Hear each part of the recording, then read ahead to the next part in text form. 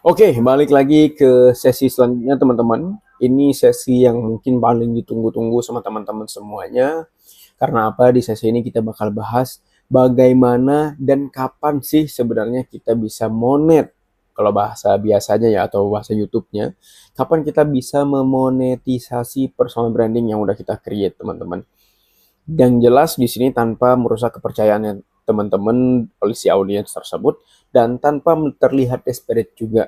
Gimana cara kita play safe-nya teman-teman? Aku ajak teman-teman di sini untuk play safe terlebih dahulu karena kita bangun fondasi ya, kita bukan langsung bangun rumahnya. Kayak gitu secara analogi. Oke, personal branding yang kuat adalah aset yang berharga teman-teman. Namun, tanpa strategi yang monetisasi yang tepat, upaya membangun personal branding juga bisa jadi sekedar hobi nih kalau kita memang ngasih informasi aja dan itu benar-benar nguras energi kita pastinya kan. Kemudian juga kita bakal bahas bagaimana passion kita sebagai personal branding tadi atau pembuat konten tadi menjadi profit tanpa mengorbankan integritas dan kepercayaan audiens. Kayak gitu. Jadi sampai tahap yang memang teman-teman udah belajar, udah pede, udah creating content, kemudian juga kapan nih ceritanya kita bisa bakal monetisasi atau dapat duit masuknya. Ini berdasarkan pengalaman saya juga yang saya bakal share. Benar-benar ini works banget nih setelah memang kita bangun dulu trust dan tanpa kelihatan desperate, ntar pelan-pelan kita baru masuk di tahap monetisasi. Oke, personal branding tanpa monetisasi adalah hobi atau bisnis nih teman-teman. Sebenarnya kita ngarahnya kemana kayak gitu. Ya banyak hal yang memang terjadi ya selama ini. Yang pertama mungkin kita bisa bahas itu branding tanpa arah sebenarnya capek kan teman-teman. Gitu juga kalau kita udah branding terus tapi tanpa monetisasi ya capek juga. Tapi misalkan teman-teman yang ekstrovert atau ingin membangun amal jariah dan nanti ke depannya ya teman-teman yakin bakal ada yang bisa kena termonet secara tersendiri bisa jadi itu ya boleh bisa dibilang iya juga sih sebenarnya. Tapi tujuannya teman-teman di sini adalah pasti ingin monetisasi. Iya nggak sih? Nah, ini cara-caranya yang harus kita tahu dulu strateginya sebelum kita terjun ke lapangannya seperti apa. By the way, bangun personal branding memerlukan waktu, benar, energi, dan juga konsistensi. Jika tidak ada tujuan monetasi yang jelas, Anda bisa merasakan lelah dan juga kehilangan motivasi benar-benar. Kayak, ya kadang bisa dibilang dan yakin banget nih 100% duit itulah adalah motivasi kita terbesar teman-teman, apalagi yang udah bekerja pengen cari sampingan, duit ini menjadi motivasi kita kan, ya enggak? Oke, monetisasi itu juga bukan dosa teman-teman. Banyak yang salah kaprah menganggap monetisasi sebagai sesuatu yang negatif, padahal monetisasi validasi bahwa nilai yang kita berikan itu dihargai oleh audiens yang kita. Kemudian juga yang salah itu caranya teman-teman, monetisasi menjadi masalah ketika dilakukan dengan cara yang salah seperti jualan yang paksa, kemudian juga tiba-tiba jualan tanpa kenalan terlebih dahulu, tanpa bangun trust dan lain, itu yang caranya salah. Dalam saya bangun personal branding selama 3 tahun ini, yang benar-benar kita bangun adalah kepercayaan. Jadi karena kenapa kepercayaan ini dibangun supaya orang percaya dengan apa yang kita bilang, sehingga pada saat kita mau melakukan monetisasi nanti bakal ada contoh-contoh di bawah, itu orang bakal langsung percaya kayak gitu. Personal branding itu boleh idealis tapi tetap juga harus realistis. Jadi supaya keringat yang kalian keluarkan, tenggorokan yang udah sakit ya kalian pada saat kalian create konten segala macam itu dapat terbayar juga.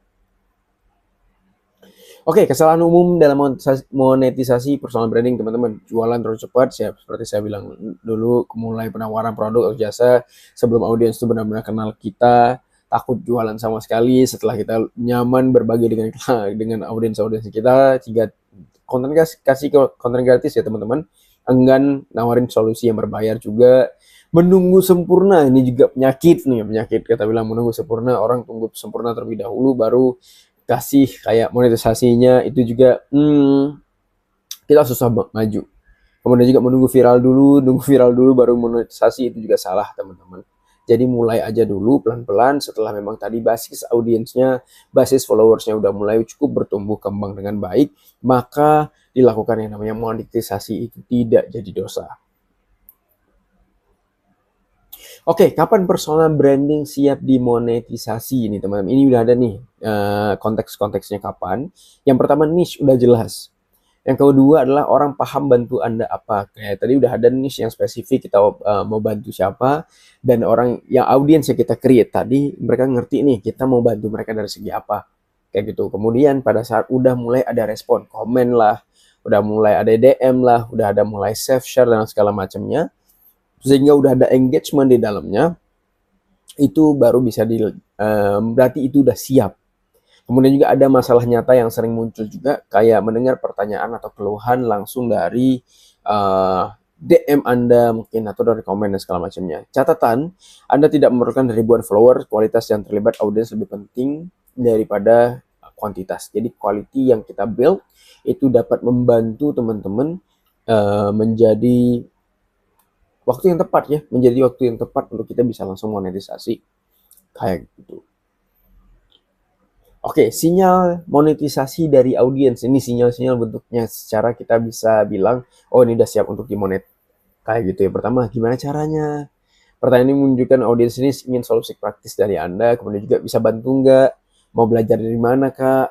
Bisa diajarin nggak kak?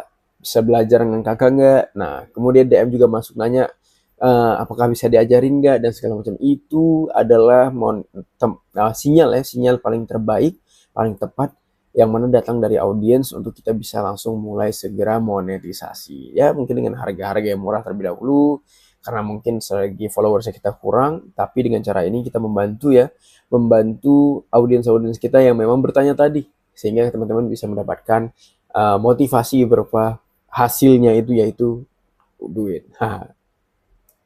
Oke, kita next lagi.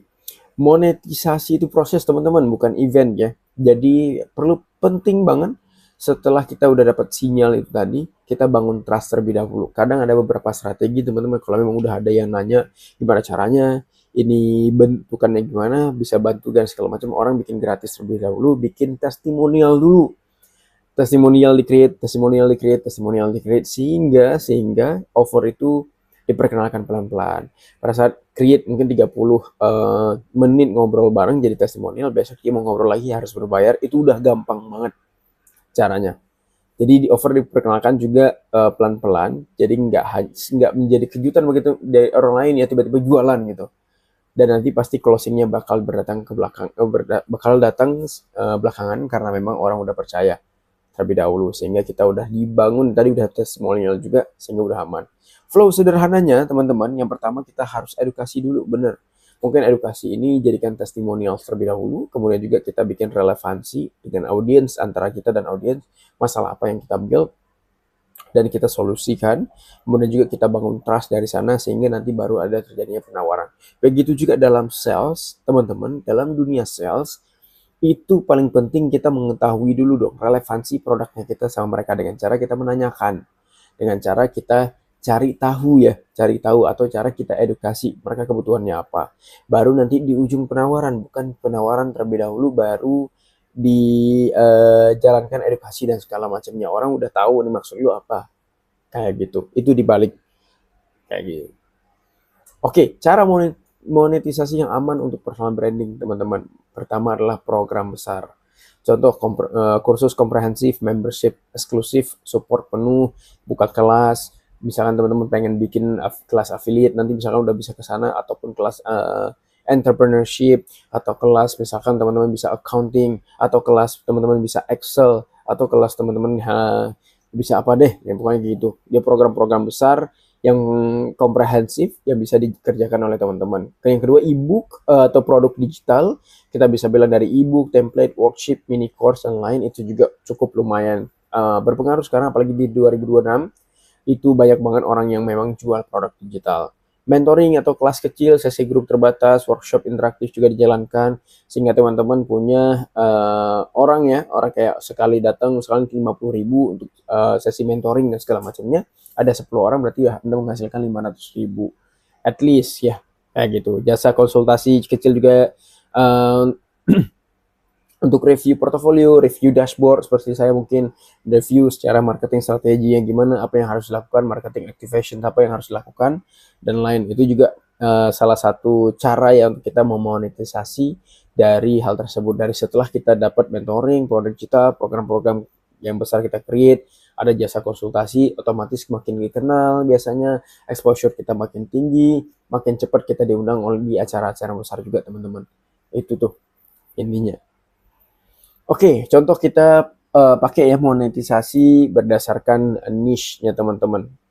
Gitu. Oke, kita back dulu di sini. Niche orang kantoran nih.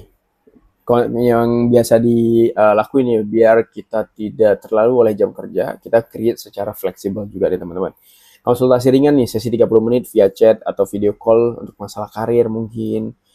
Grup kecil pengembangan skill atau transisi karir dengan cara mentoring mingguan, kemudian juga kelas online yang fleksibel, yang mana bisa diakses kapan aja dan dilengkapi dengan sesi Q&A live sessions juga.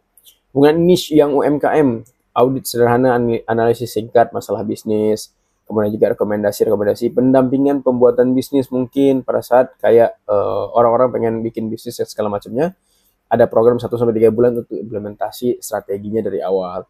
Workshop tentang pelatihan intensif sehari penuh ya tentang digital marketing ataupun manajemen keuangan pada bisnis itu juga penting.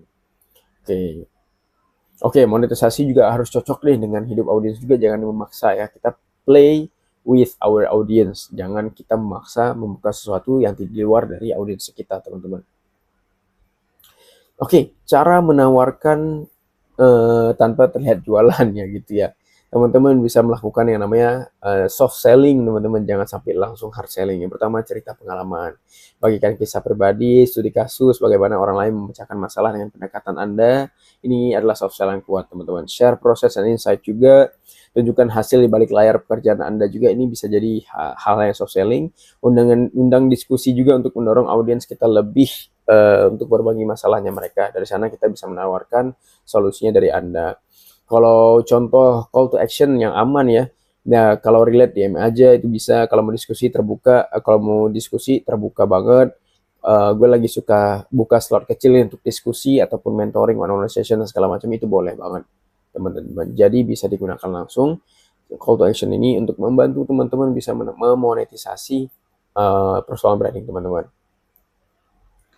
Oke, ini kesalahan monetisasi yang merusak personal branding teman-teman juga nih, ada kesalahannya juga. Yang pertama, jangan overclaim hasil ya teman-teman. Jangan kayak, wah gua banget ini, dijanjiin sesuatu itu overclaim. Terlalu membuat ekspektasi tinggi pada saat kita deliver hingga nanti orang-orang merasa, ini mah nggak sesuai nih dengan kebutuhan saya, ya sama aja. Kemudian hard selling memaksa audiens membeli terus-menerus, mempromosikan produk tanpa memberikan nilai terlebih dahulu juga. Jangan hard selling, soft selling. Play with soft, tapi nanti pas delivernya baru hard. Kayak gitu. Promosi berlebihan juga, terlalu meluncurkan promosi yang tergede-gedean juga, itu membuat kita bisa menurun ya persepsi dari nilai produknya kita. Kemudian juga tidak tidak mendeliver apa yang kita janjikan juga dari awal pada saat orang memang mau melakukan yang namanya atau membeli sesuatu dari personal brandingnya kita. Itu juga menjadi biasa dibilang kayak, wah ini nggak bisa dilakukan sih. Dan sehingga personal brandingnya teman-teman itu bakal turun, orang bakal komen yang aneh-aneh, orang bakal ngasih informasi yang aneh-aneh juga.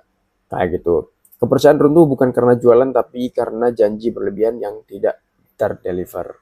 Gitu ya teman-teman ya, sehingga tidak ada deliverables yang memang cukup oke, sehingga orang juga merasa personal branding kita nggak sesuai dengan apa yang kita katakan di video dan aslinya tidak sama. Jadi hati-hati teman-teman. Bagi teman-teman yang mau melakukan yang namanya monetisasi, jangan terlalu terburu-buru, jangan terlalu gegabah, karena terburu-buru juga memang nggak baik. Yang penting pelan-pelan tapi pasti. Kalau memang udah ada sinyalnya, maka gerakin tangan kalian teman-teman, gerakin pikiran kalian teman-teman, kayak gitu. Itu yang harus teman-teman sampaikan dan teman-teman pelajari, ilhami benar-benar supaya teman-teman bisa ngemonetisasi dengan baik. Gitu. Oke, terima kasih. Ini last slide dari saya. Bagi yang telah menonton, kita tunggu di slide selanjutnya.